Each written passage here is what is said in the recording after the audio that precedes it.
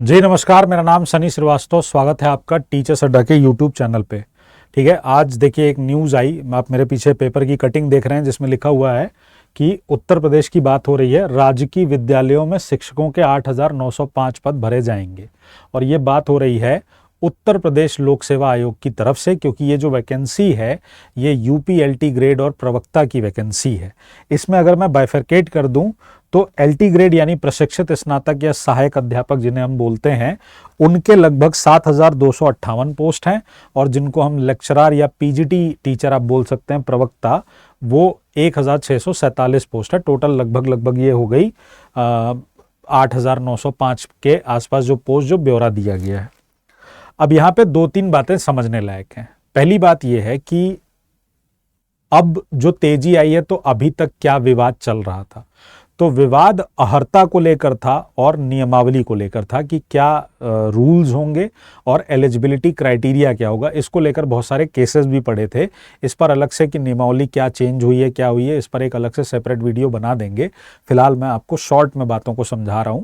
तो वो जो नियमावली को लेकर जो डिस्प्यूट्स थे या अहर्ता को लेकर जो डिस्प्यूट्स थे, उनको रिजॉल्व कर दिया गया है और एक आपसी सहमति बना ली गई है माध्यमिक शिक्षा विभाग के द्वारा और उत्तर प्रदेश लोक सेवा आयोग द्वारा।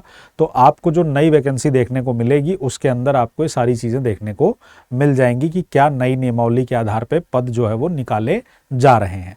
ठीक है, अब नोटिफिकेशन कब तक आएगा? अब जैसी ये प्रक्रिया आई है, जिस तरीके की बात इसमें कही गई है, तो उम्मीद तो हम यही करते हैं कि जल्दी से जल्दी इस प्रक्रिया को पूरा किया जाए और नोटिफिकेशन निकाला जाए, है ना।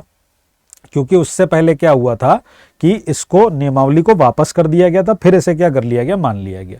अब यहां पर एक कंफ्यूजन है कि कौन लोग एलिजिबल होंगे, क्या होंगे, तो इन पे अलग से वीडियो बना दूंगा। अभी एलटी ग्रेड में क्या चीज होती, व्हाट इज एलटी ग्रेड, इसको समझ लेते हैं। देखिए, उत्तर प्रदेश में ना अगर आप 1 से 5 में पढ़ाना चाहते हैं तो वहां आपको सुपर टेट प्राइमरी देना होता है।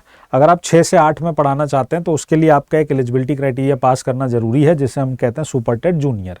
ठीक है, तो प्राइमरी का जब एग्जाम होता है उसे पास करके बच्चे प्राइमरी के टीचर बनते हैं। जूनियर का जब एग्जाम होता है उसे पास करके बच्चे 6 to 8 में टीचर बनते हैं।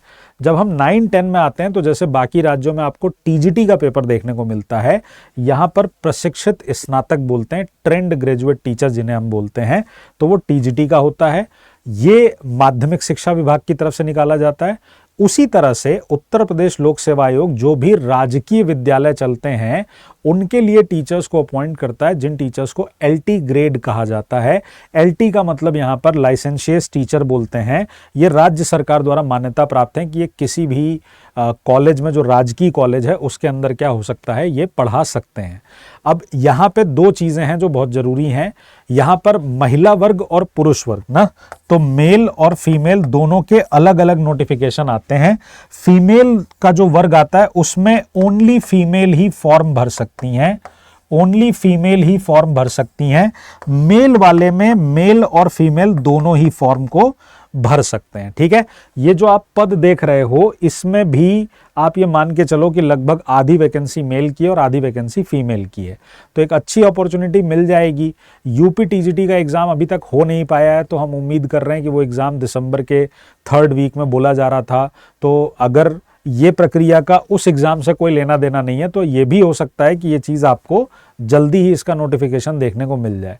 अब सवाल जल्दी पे है कि कितनी जल्दी, महीना भर भी हो सकता है, 2-3 महीने भी लग सकते हैं, लेकिन आप अपनी पढ़ाई जरूर स्टार्ट कर सकते हैं, क्योंकि उससे क्या होगा, उससे आपका फायदा ही होगा। क्योंकि यहाँ पर जो पेपर का पैटर्न है उसमें भी आपको प्री और मेंस के तरीके से पेपर देने होंगे, सब्जेक्टिव पेपर होने के पूरे चांसेस हैं। ठीक है, बाकी तो जो नोटिफिकेशन आएगा तभी चीज़ें पता चल पाएंगी।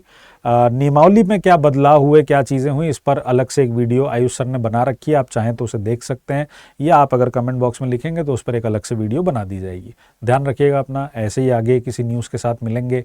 जय हिंद, जय भारत, नमस्कार।